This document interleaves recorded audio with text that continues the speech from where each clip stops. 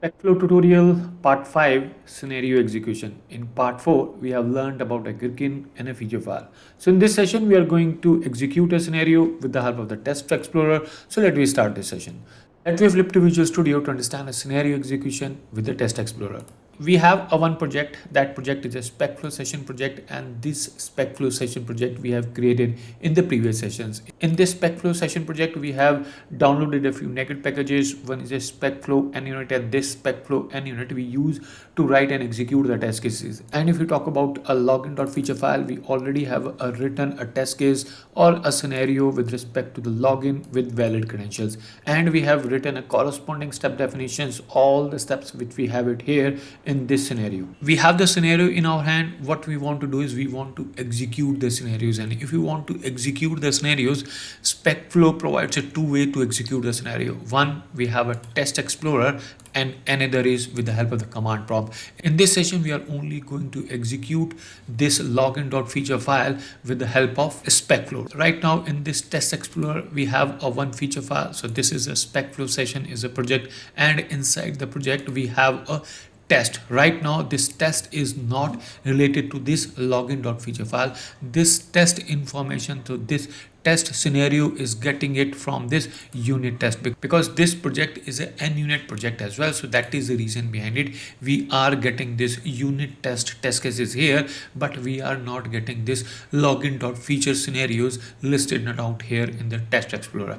What is the reason behind it? The reason is simple. If we see it here, we have the login.feature file, but we have not built this particular project. Once we build this particular project, automatically this login.feature file will have another class file that we call it as a login.cs file, and that login.cs file will be having all the steps which we have listed here in this login.feature file. So let's do one thing.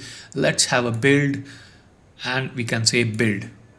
Build is successful. We can see the moment we have a build, we are getting this login.feature.cs file. So this login.feature file, so this login.feature.cs, we got it after having a build. So whenever you add scenarios in the feature file, then it's a responsibility of you to have the scenarios. You need to have a build. If you see the code here, we have a designer generated code. So this code generated whenever we have a build. So we can see we have this login.feature. So this is the name of the feature file. And when we go down little, we have a login with valid credentials. So this is the scenario which we have added it here, login with valid credentials. And if we go further in that particular CS file as well, we can see we have the different steps. I am on that particular login. I enter a username, I enter a password. So whatever the steps which we have written it here in this scenario, those are going to be present here in this login.feature.cs file. So whatever the scenario's name, whatever the steps which we have mentioned it, those are going to be the part of this login.feature file, and this file will be generated automatically whenever we do a build. The feature.cs file will be generated for all the features which we are going to add it here. So if we go again in the test explorer, and we can see we are getting a login feature test as well. This is saying login with valid credentials.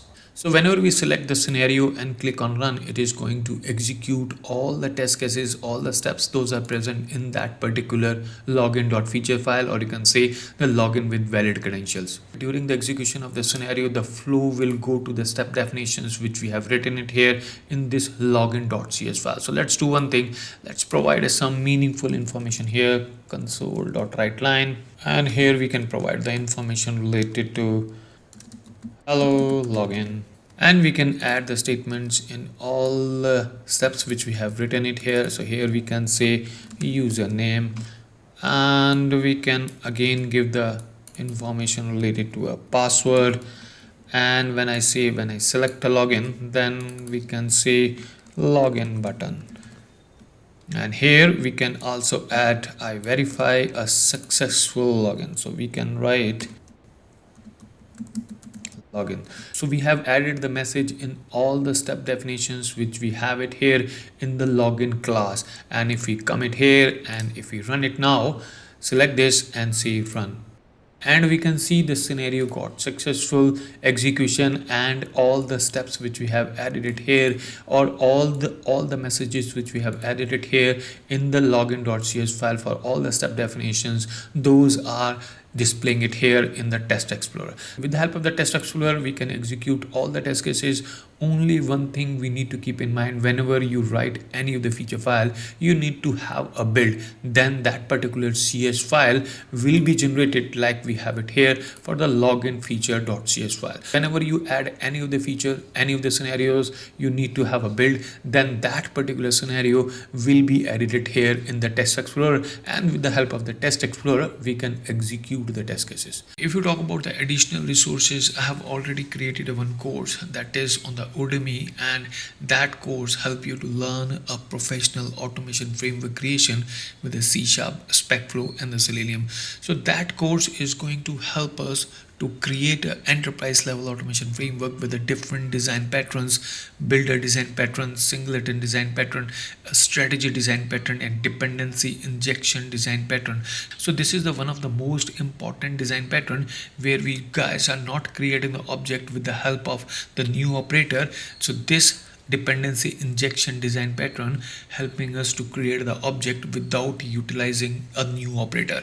Another is a IOC design pattern. So these all design patterns helping a automation framework which we have created in this Udemy course, making a more robust and a more reliable as well. So this course help us to build the thought pattern for designing and targeting the framework, and this course also help us to build the capabilities to understand any complex code base. So after completing the course, you will able to create your own professional level automation framework. After completing this course, you will able to create your own professional level automation framework from the scratch, not with this language but with the other languages as well, because a framework development is not dependent on any of the language.